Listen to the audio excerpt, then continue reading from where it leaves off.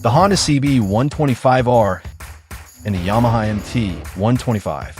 Two of the biggest names in the 125cc naked bike world are going head-to-head.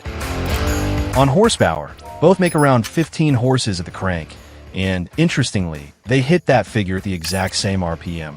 The same goes for torque, with both producing around 11.5 Newton meters, also at the same RPM. So on paper, their power outputs are pretty much neck and neck. The real difference comes down to weight.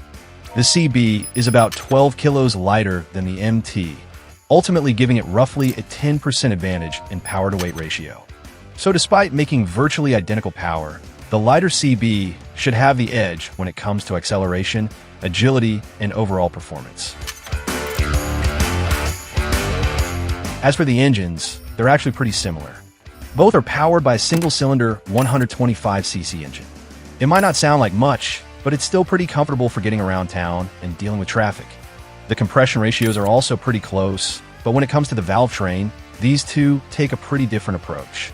The CB uses a double overhead cam setup, with 4 valves operated by separate intake and exhaust camshafts. The MT, on the other hand, uses a single overhead camshaft to operate its 4 valves. Now, you might think the MT is already at a disadvantage, but it does have one trick up its sleeve: Yamaha's VVA, or variable valve actuation. Basically, the system switches to a different intake cam profile as the revs climb, helping the engine keep making power higher up the rev range. So you get good low-end response, but it doesn't fall flat at the top either. That gives the MT a pretty broad power band, while also keeping the engine relatively simple and lightweight. And sending all that power to the rear wheel is a 6-speed gearbox on both bikes, with both also getting an assist and slipper clutch.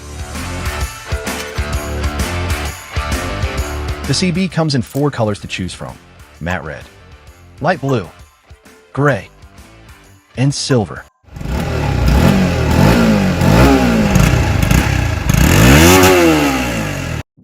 The MT gets 3 options: gray, tech black, and Yamaha blue.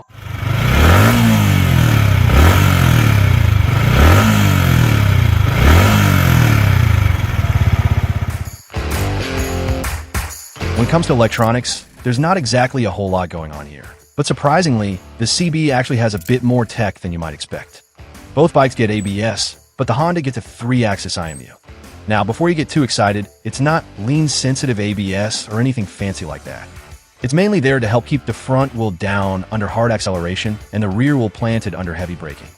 The MT keeps things simpler with basic ABS, but Yamaha does throw-in traction control, which the Honda doesn't get. Neither bike has ride-by-wire, so there's no fancy electronic throttle here.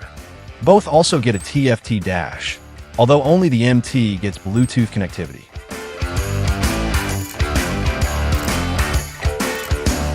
Chassis-wise, the CB uses a steel diamond frame, while the MT gets Yamaha's Delta Box perimeter frame, also made from steel.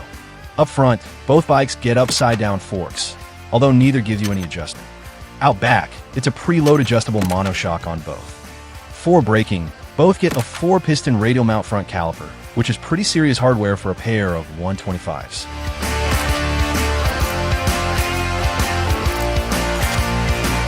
The fuel tanks are basically identical, but the CB gets wider tires at both ends.